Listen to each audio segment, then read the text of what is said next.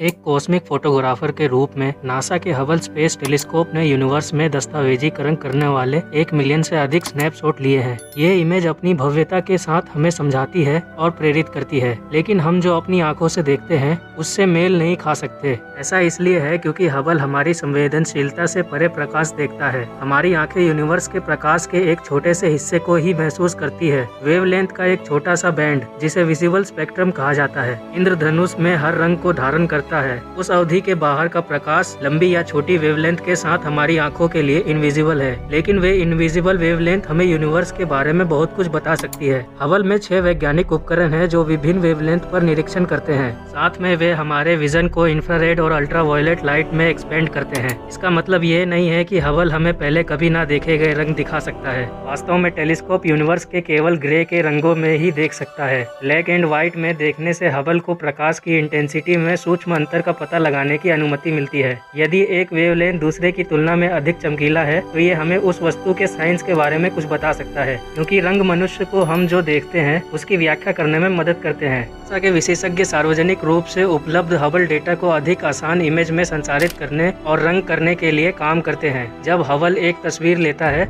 ये अपने डिटेक्टर के सामने एक फिल्टर लगाता है जिससे स्पेसिफिक वेवलेंथ को पार किया जा सकता है। ब्रॉडबैंड फिल्टर प्रकाश की एक विस्तृत श्रृंखला में जाने देते हैं। नैरोबैंड फिल्टर अधिक चयनात्मक होते हैं, जो हाइड्रोजन, ऑक्सीजन और सल्फर जैसे अलग अलग तत्वों से प्रकाश को अलग करते हैं। हबल अलग अलग फिल्टर का उपयोग करके एक ही वस्तु को कई बार देखता है। इमेज प्रोसेसर तब उन इमेज को उनके फिल्टर किए गए वेवलेंथ के आधार पर रंग प्रदान करते हैं। सबसे लंबी वेवलेंथ लाल हो जाती है, मीडियम हरा हो जाता है और सबसे छोटा नीला। हमारी आंखों में प्रकाश संवेदकों के अनुरूप होता है। इन्हें मिलाने से हमें एक ऐसी कलर इमेज मिलती है जो उन विशेषताओं को प्रशासित करती है जिन्हें हम नहीं बना सकते। काले और सफेद में रंग जोड़ने से हर इमेज में इनबिल्ट साइंस का पता लगता है। ये शब्द दूसरी भाषा में अनुवाद करने जैसा है, ये सुनिश्चित करते हुए कि कोई जानकारी गुम न हो। कुछ शब्दों का एक सटीक प्रतिरूप होता है, जब आप उनकी अदला बदली करते हैं तो अर्थ वही रहता है। हबल की असली रंगीन तस्वीरें ऐसी ही होती हैं। वे वेवलेंथ में ब्रॉड फिल्टर का उपयोग करके डायरेक्ट अनुवाद है जिन्हें हम देख सकते हैं।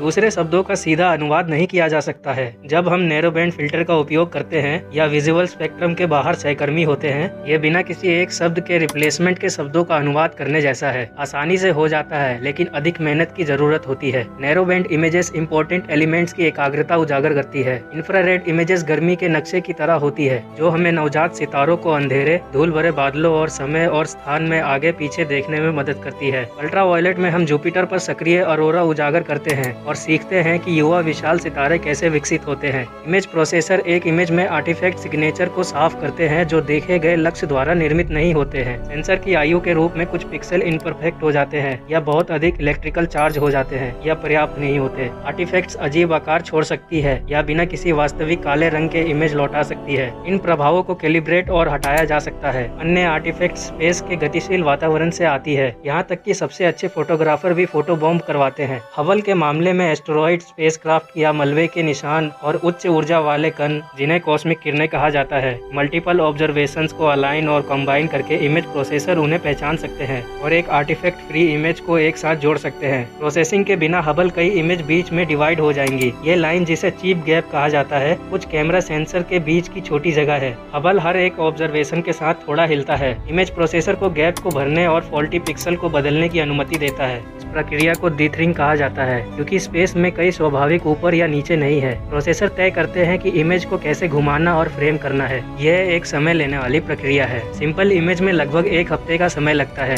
जबकि कई ऑब्जर्वेशन से एक साथ सिले हुए बड़े मोजाइक को संसाधित होने में 1 महीने का समय लग सकता है। हो सकता है कि हबल की इमेज वैसी ना हो जैसी हम पहली बार देखते हैं। इसके बजाय वे हमारे यूनिवर्स के इनविजिबल व्यूज पर प्रकाश डालते हुए विज्ञान को एक नज़र में समझने के उपकरण